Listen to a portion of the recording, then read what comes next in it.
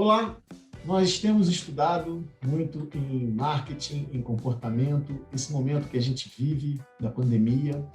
E hoje eu estou com dois especialistas para tratar um pouquinho sobre marketing, sobre moda e luxo também. Nós vamos falar sobre luxo.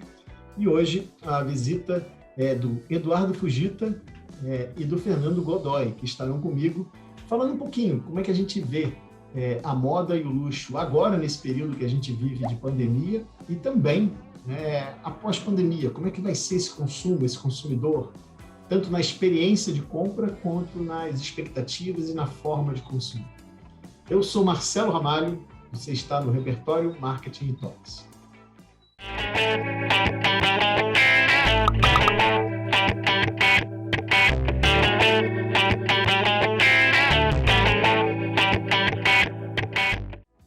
Olá, pessoal! Como eu falei para vocês, hoje eu estou com dois convidados, o Godoy e o Fujita, dois amigos, mas dois pesquisadores, dois cientistas da Fundação Getúlio Vargas, que pesquisam consumo, trabalham, são executivos também. E o tema é para nós falarmos sobre moda e varejo, mas também sobre luxo. Vamos falar um pouquinho, primeiro com o Fujita, e depois o Fernando Godoy vai fazer as complementações. Fujita, eu queria primeiro fazer a primeira colocação sobre comportamento. A gente estuda, nós três estudamos bastante sobre comportamento, né? E você tem se aprofundado bastante desde a sua pesquisa que você elaborou no mestrado, mas agora também com relação ao que está acontecendo na pandemia. Como é que está a consumidora de moda de luxo? Né? Antes ela consumia com alguma expectativa ou tinha motivações diferentes e agora ficando em casa ou saindo menos, né? Com uma rotina totalmente alterada. O que mudou na expectativa de produto dessa consumidora e nos valores que essa consumidora tem? Bom, boa noite, Marcelo. Obrigado aí pelo convite novamente. Boa noite a todos. O que eu posso realmente colocar nas minhas ideias, do que eu tenho notado e verificado nesse comportamento dessa consumidora, nesse momento, desde o início da pandemia, como as nossas várias idas e vindas, vários tipos de fase que aconteceram no nosso país. Primeiro, o consumidor, lá na primeira fase, foi um momento muito traumático, né? Ninguém ainda tinha real noção do que estaria por vir ou o que de fato estava acontecendo, né? Vinham as informações, enfim, mas ainda não estava atingindo diretamente esse nosso consumo interno, né, dentro do país. No momento que realmente elas sentiram que aquilo era uma coisa real, porque aquilo começou a afetar não só o entorno, mas familiares, pessoas próximas, o primeiro sentimento foi uma certa, não digo que uma reclusa, mas uma certa estagnação no seu consumo.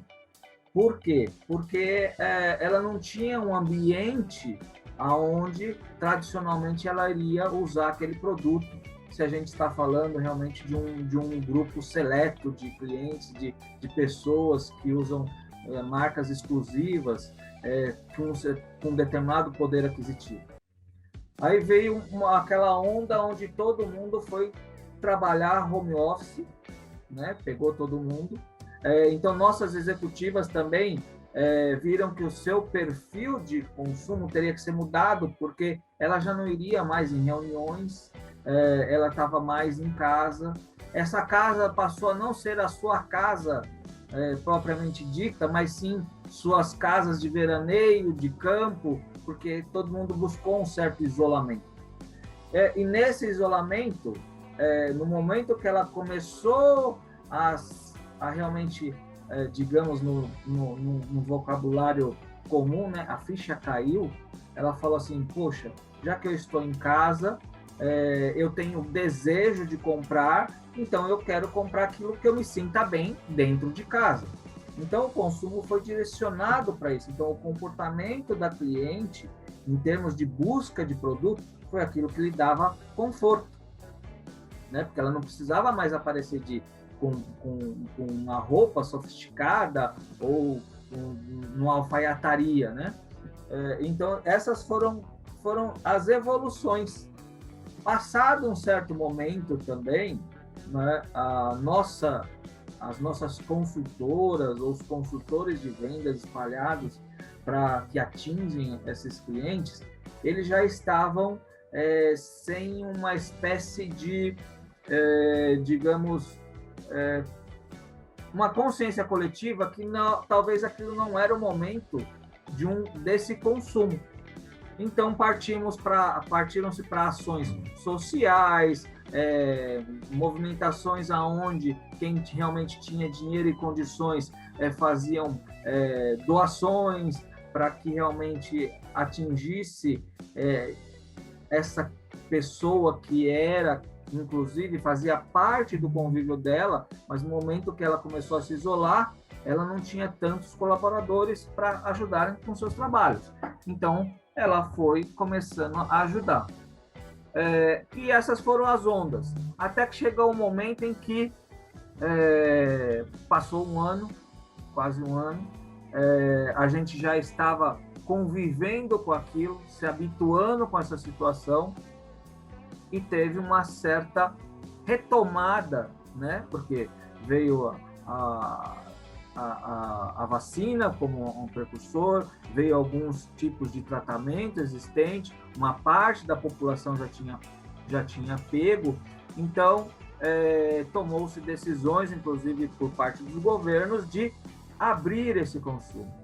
No momento que esse consumo foi aberto, o que a gente notou não é que a cliente estava indo alvoroçada para comprar, ela estava buscando um canal para ter um desabafo. Então, os consultores tinham um trabalho, digamos, de quase que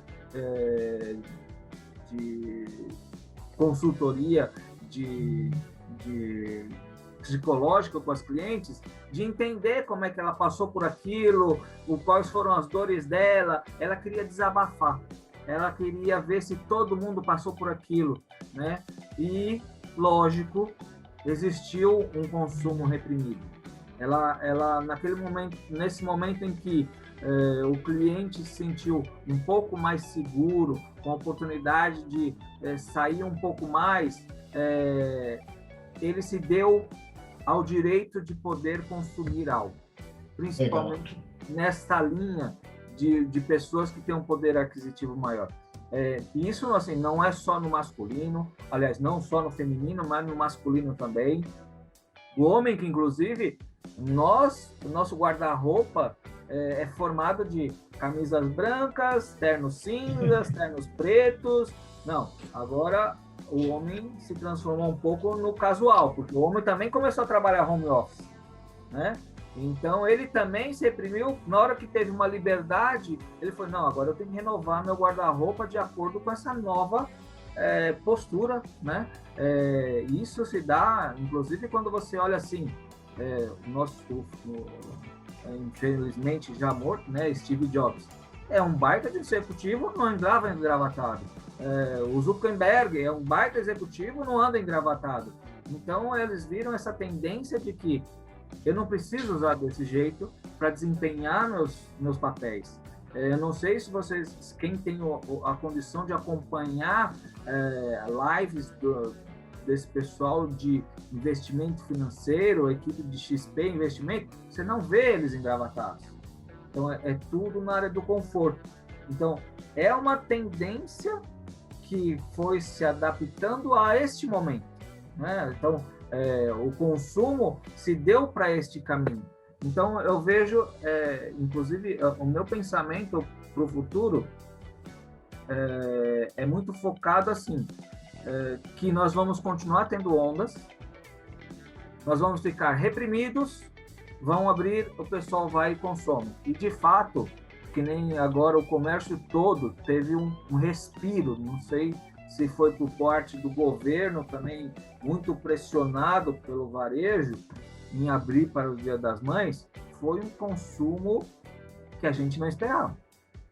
Muito legal. Pelo menos dentro da minha área, dentro do meu setor, a gente não esperava esse consumo, né? Quem não Bom, estava preparado, inclusive, ficou difícil.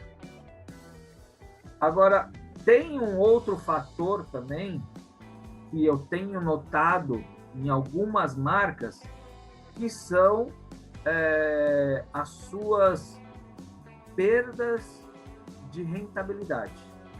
Então, ele nos momentos em que esse aperto aconteceu, ele se viu numa crise, porque a gente produz muito adiantado, a gente não produz exatamente naquele momento. Então, você estava com estoque enorme, então grandes marcas nacionais importadas fazendo grandes descontos. Então, apareceu um novo cliente, mas só que esse cliente foi um cliente de oportunidade. Opa, agora é minha vez de comprar determinada marca que eu não tinha acesso, mas agora com esse desconto eu vou ter. Só que no momento em que você realmente coloca o seu preço, colocaram seus preços originais, opa, sumiu esse pessoal, porque realmente era um pessoal de oportunidade. Então, assim, crises, acredito que são todas essas. Tem as pessoas que estão ali ganhando dinheiro e tem os aproveitadores em como qualquer negócio no mundo, em qualquer situação no mundo, né? Seja ela numa pandemia, numa guerra, em qualquer situação onde a gente tem uma dificuldade como essa, que é global, vão ter as pessoas que vão se aproveitar, né, de um momento que as pessoas estão buscando fazer caixa. Eu vejo, inclusive, o fechamento de muitas empresas, porque realmente só tiveram condições de fazer caixa, fizeram isso e não conseguiram, inclusive, reconquistar o seu cliente. Porque o seu cliente também, que é uma grande coisa que as pessoas que vão trabalhar com marketing ou com brand de marcas importantes, é este fator de desconto. Porque um cliente fiel à sua marca, não, aquele seu cliente costumeiro, ele está lá, ele vai pagar R$6.000, R$10.000 num produto, ele não quer ver aquele produto que ele acabou de comprar sendo vendido por 50% de desconto. Então, você perde a credibilidade com esse cliente, ele perde essa confiança com você, ou fica na expectativa, não, para que eu vou comprar agora, se eu posso esperar mais alguns dias e ter esse produto com desconto? E dentro da moda, nesse momento, com tanta oferta e tanta informação, perdeu-se um pouco daquela questão do estilo, né? Não, o estilo aí agora é assim, não, agora tudo é atemporal. É verdade. Você vai lá, você compra uma jaqueta hoje, que você pode comprar essa jaqueta que era de 3 anos atrás, que não tem problema. Então, esta coisa, né? A informação hoje imputada com as pessoas dentro de casa, mesmo que nós não tivéssemos a pandemia, todo mundo está ali grudado no seu celular, recebendo coisas, mas hoje as pessoas têm um pouquinho mais de direcionamento para entender o que está acontecendo, né? Eu tive, inclusive, executando alguns trabalhos, não só dentro da área de varejo de moda de luxo, mas sim dentro do varejo de moda sustentável. Porque é para onde também muitas empresas estão recorrendo, porque sustentável tem 3 pilares, né? O econômico, o ecológico e o social. Então, existe esse engajamento hoje das pessoas que estão lendo tudo, então direcionando seus trabalhos para, às vezes, uma marca importante está sendo mais vendida dentro de brechó do que dentro de uma galeria de luxo. Porque as pessoas, que nem eu falei agora há pouco atrás, elas não estão mais atrás daquilo que é o estilo do momento, e sim a peça atemporal. Então, o luxo tem que repensar de como que ele vai tratar, ou realmente ele tem um posicionamento de não ser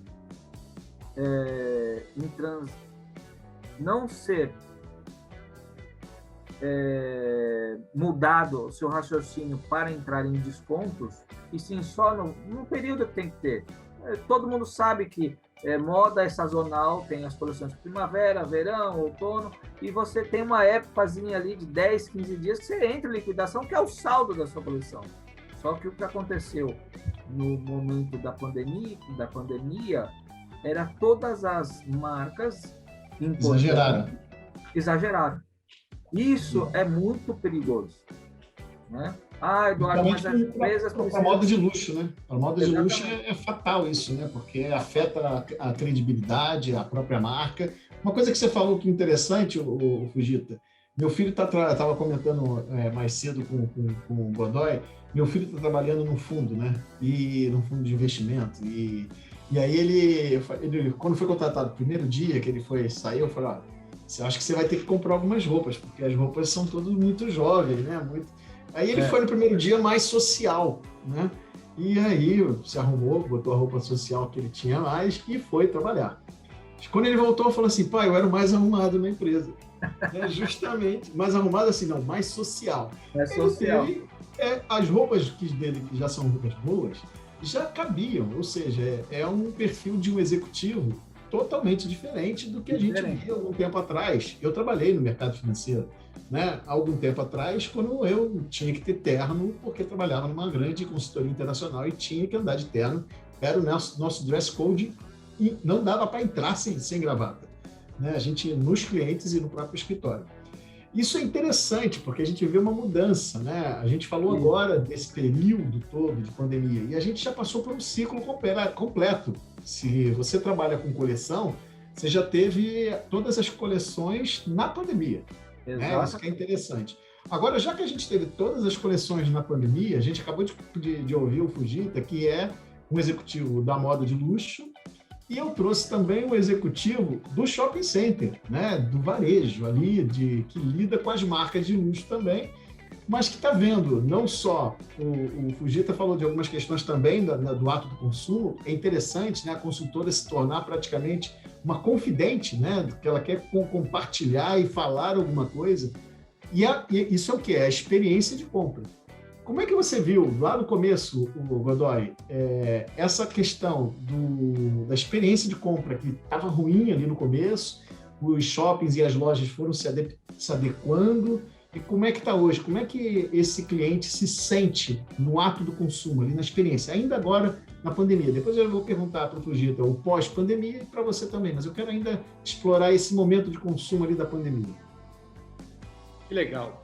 Bom, primeiro cumprimentar o professor Fujita também pela aula que ele deu aí agora sobre o mercado de luxo.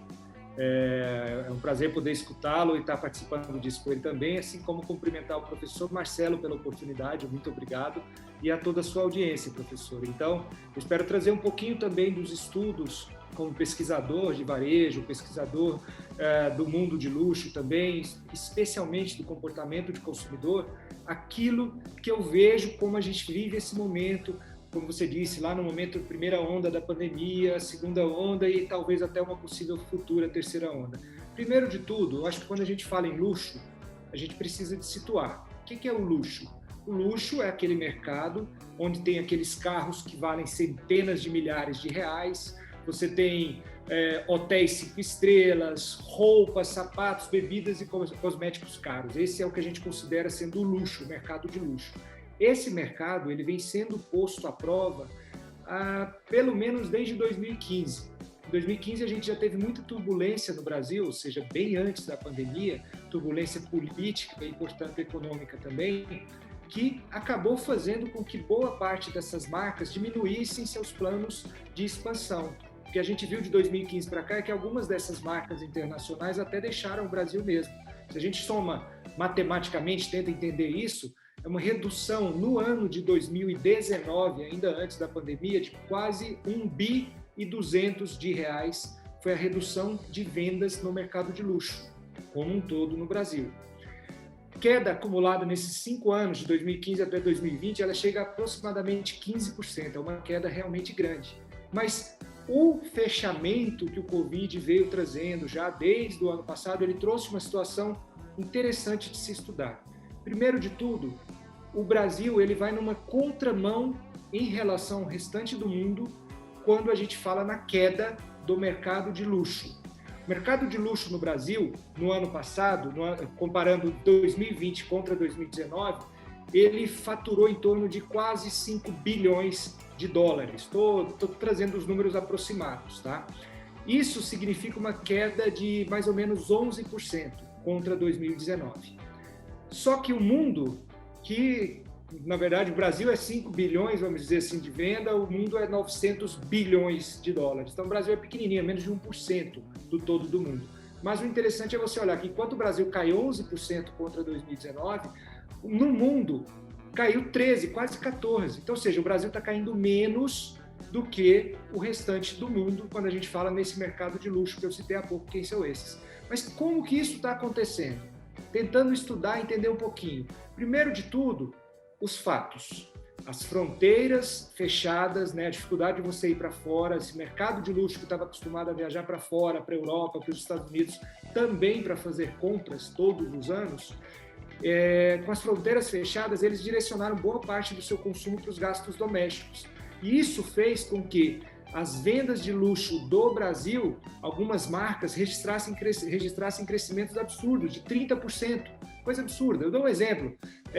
A BMW X7, o valor dela é de R$1 milhão. Ela esgotou em uma semana. Foi vendida naquele site Farfetch, foi vendida totalmente às cegas e sem test drive.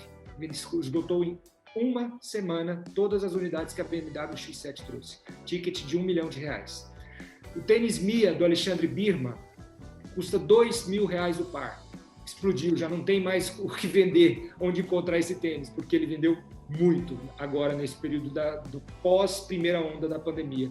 A marca mesmo do Alexandre Birman, que é o proprietário da Arezzo, né, de grandes outras marcas que também atuam no segmento de luxo, ela cresceu 41% nesse primeiro trimestre de 2021 comparado com o primeiro trimestre de 2019. Ou seja, eu estou comparando o período agora de plena pandemia com o período de 2019, 2 anos atrás, sem pandemia. Pedras preciosas cresceram muito, a Bulgari cresce 30% em vendas, cosméticos de nicho também cresceram bastante, a queda é pequenininha, quando você compara no todo, então eles crescem. Dezembro de 2020 foi recorde no Brasil para a LVMH, a proprietária da Louis Vuitton e de outras grandes marcas do mundo, né?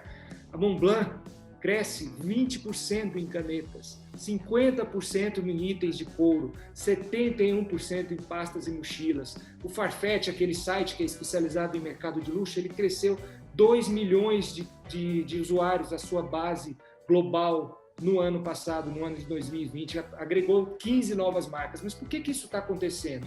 Primeiro, entendendo um pouquinho do que acontece com o consumidor, e as marcas estão se movimentando nesse sentido, as marcas de luxo, primeiro elas perceberam 3 movimentos especiais. O primeiro movimento dessa turma de luxo é o escapismo, é viver o dia de hoje.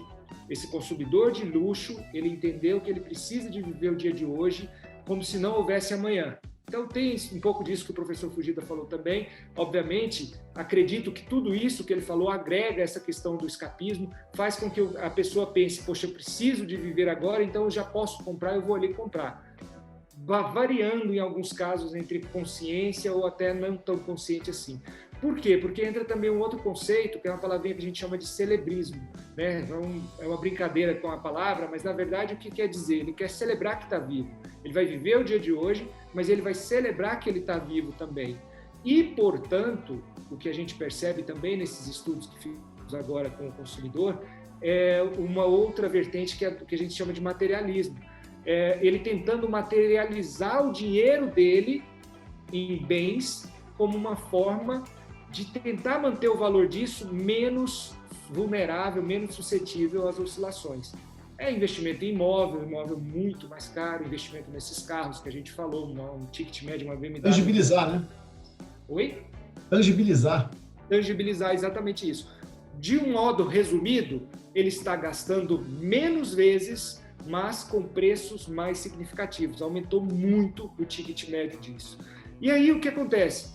As marcas também estão atuando nesse sentido. Então, as marcas de luxo não são bobas, elas estão percebendo isso. E o que elas têm feito? Elas têm tido estratégias para seduzir esse consumidor.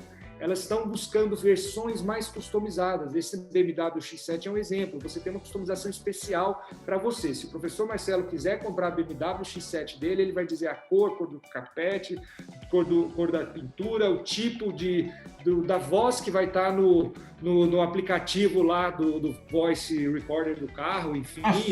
A frase não se completa. O professor Marcelo comprou um X7. Professor X7, não combina. Não dá para colocar na mesma oração, né, essas duas. Mas tudo bem, professor. A gente sabe que eles têm versões mais customizadas para esse tipo de consumidor, assim como também o contato mais personalizado. O professor Fujita falou muito bem disso, como ele se movimentou dentro do negócio dele para poder tentar atender de modo mais customizado, até sendo com os consultores dele sendo meio psicólogos até das consumidoras, né? Fazendo apresentações privadas, né? O mundo de luxo, ele não chama de desfile, aqueles momentos de desfile da Gucci e etc, Prada, eles chamam de shows. Então, estão fazendo agora shows privados. E aí o que a gente vê, quando consegue acompanhar alguma coisa disso, é que quem está assistindo de dentro do iate, da casa de campo, ou seja, é o consumidor realmente AAA, que ainda continua atento a essas oportunidades. A gente vê que esses consumidores eles estão se tornando muito multi-channel, como o próprio Fujita falou, né? O canal digital ele chega a ter 20% do peso de faturamento dessas marcas contra 7% no período normal, 20% no ano de 2020 contra 7% lá naqueles anos ainda antes da pandemia, né?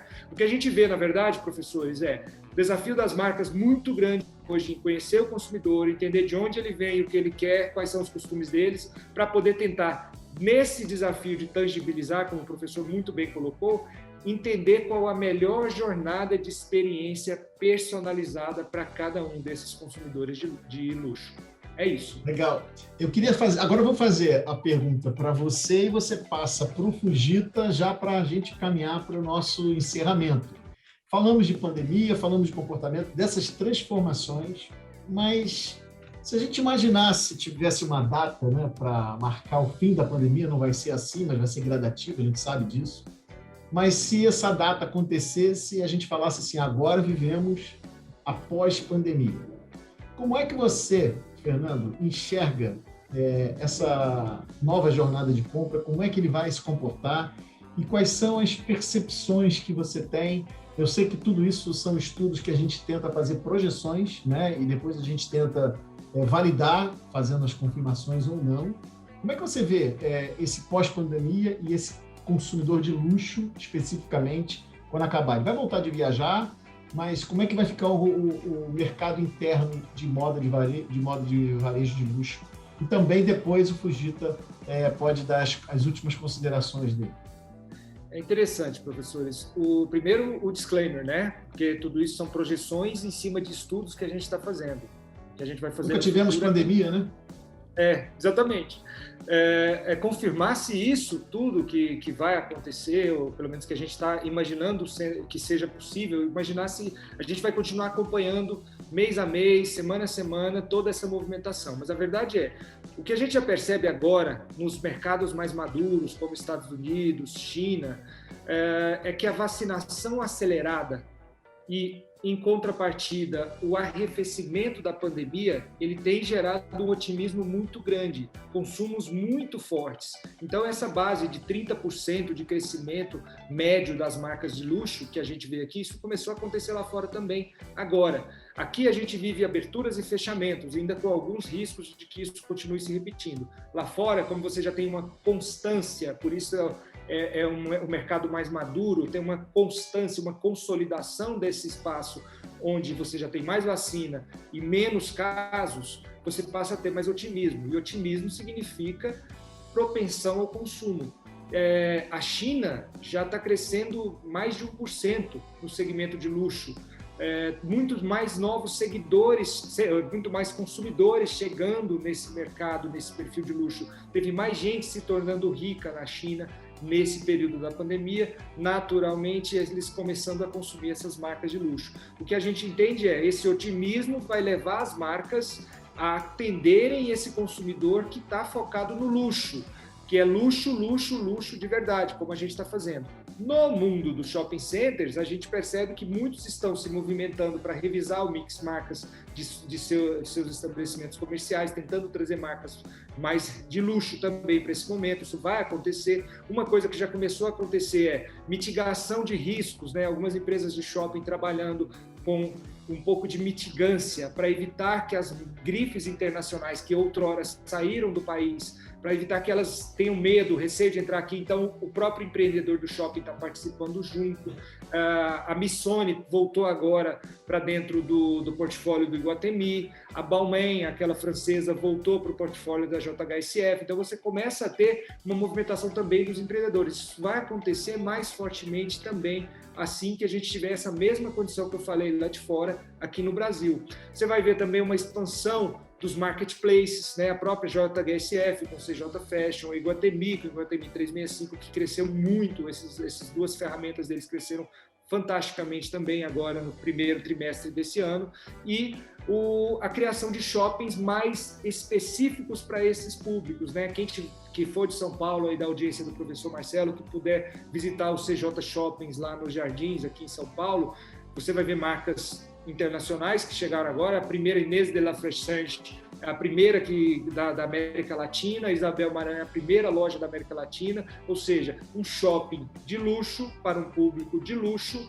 numa região de luxo, com marcas que nunca estiveram no Brasil, através dessa mitigância, dessa revisão que essas empresas de shopping estão fazendo. Mas não se iludam, professores, o que a gente vê é todo mundo, tanto os shoppings quanto as marcas de luxo, tentando, na pós-pandemia, ganhar um pouco da fidelização desses consumidores. É uma situação extremamente difícil, obviamente, de se conseguir, porém, faz parte, obviamente, do trabalho que as marcas e os shopping centers estão fazendo, enquanto entendendo esse consumidor, gerando as ferramentas para poder estar próximo dele, se relacionando com ele digitalmente, em qual seja o canal, mas principalmente atendendo ele naquela vida exclusiva que ele está acostumado, que ele já precisa para poder tomar a decisão de continuar comprando depois que a pandemia já estiver mais arrefecida.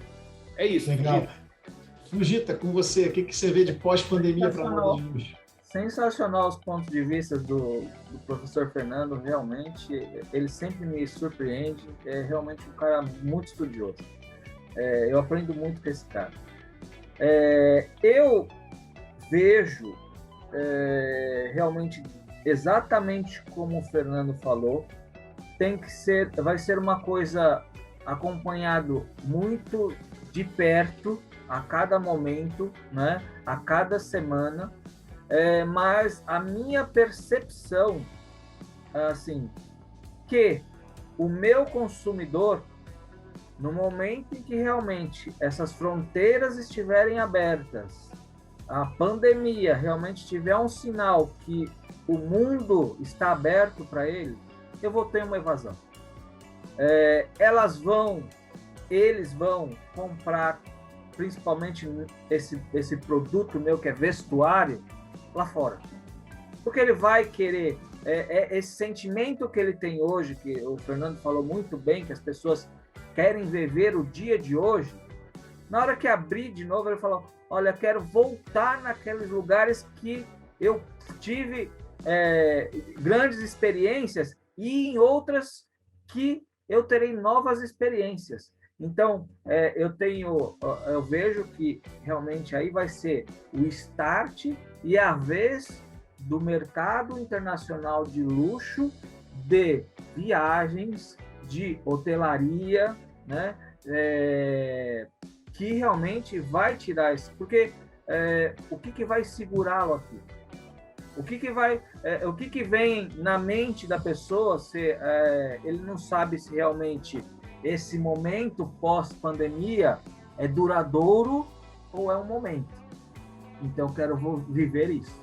Então, esta é uma situação E por isso a gente tem que acompanhar muito de perto o que vai acontecer com as nossas marcas nacionais deste mercado de luxo, porque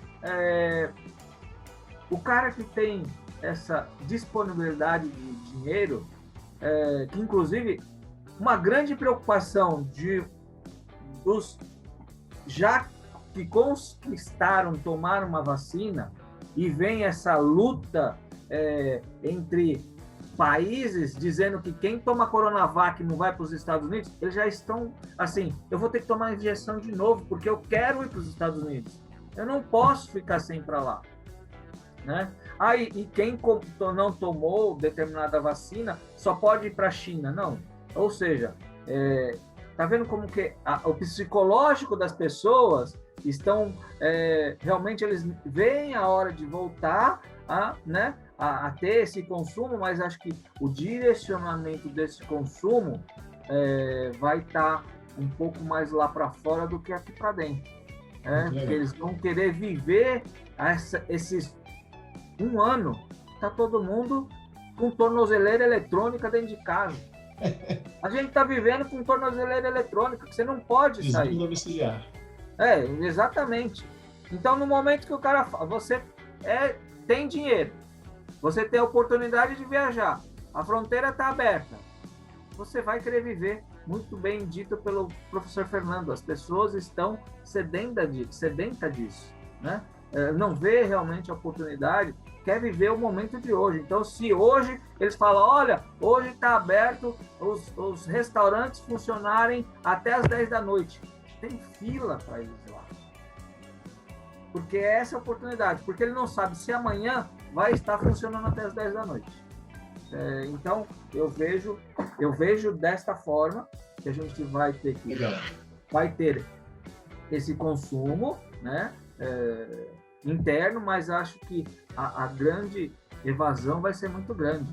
E, inclusive, que nem o Fernando ressaltou bem, o mercado de luxo, às vezes, a gente está vendendo aqui no Brasil, né, um lançamento de coleção em fevereiro, vendendo casaco. Mas não é que a gente está vendendo casaco para a mulher usar aqui, porque ela pega esse casaco e vai viajar. Como não tinha viagem, ela não comprou o casaco. Está esperando chegar o frio para comprar o casaco. Né? Boa coleção, então, muito legal. É muito importante esse ponto que o Fernando falou, e eu acredito muito nisso. Né? Hoje, eu vejo também, não é o meu mercado, mas eu tenho informações da área de imóveis. Nunca se vendeu imóveis acima de 20 milhões como agora. E não é que que o cara vai... Não, é fila para comprar. E se o cara desistir, o outro vai lá e paga mais, como se fosse um ágio, uma disputa. É impressionante esse tipo de comportamento. Verdade. Né? É uma coisa que ninguém nunca viveu, ninguém nunca teve isso. Um fator disso, que tem alguns que conhecem mercado de investimento, que lá no começo era, não, Eduardo, sabe o que é? Nós não estamos rendendo nada. As pessoas querem colocar o seu dinheiro em algo palpável. Então estão colocando nesses lugares. Porque está todo mundo também indo para casa de campo, para casa de praia, então eles estão investindo nisso. Aqui em São Paulo, nós temos um grande loteamento chamado Fazenda Boa Vista. Eu tenho uma pessoa dentro da minha família que trabalha com empreendimentos assim. Então, é um consumo exagerado, a procura desse produto. Então, assim, tem esse consumo? Eu tenho. É na hora que realmente esse consumidor vê que o mercado está aberto, agora eu vou viajar, não vou ficar aqui, não vou querer consumir isso, eu vou querer... Viagens longas. Ele vai consumir experiência, né? Ou viver, buscar aquela vida que ele deixou, que passou-se um ano, né? Com esse nosso prisão domiciliar. Eu acredito muito nessa visão. Muito bom. Hoje tivemos uma aula aqui com 2 professores, pesquisadores, executivos, que é bem legal a gente ver a visão do que está acontecendo mercado de luxo. Para mim foi um show conversar com o Fernando Godoy, com o Eduardo Fujita. Não só você aprendeu muito, Fujita, eu tenho certeza que o Godoy também aprendeu. Eu aprendi muito com vocês. Aliás, o nosso trio tem sido assim, né, de compartilhar e sempre momentos especiais. Muito obrigado a vocês pela participação, por compartilharem, pelo momento que vocês separaram para estar aqui comigo nesse bate-papo. Se você gostou do vídeo de hoje, dê seu like e compartilhe. Cadastre-se no blog e siga-nos nas mídias sociais. Tem sempre assuntos sobre marketing, comportamento, comunicação e branding.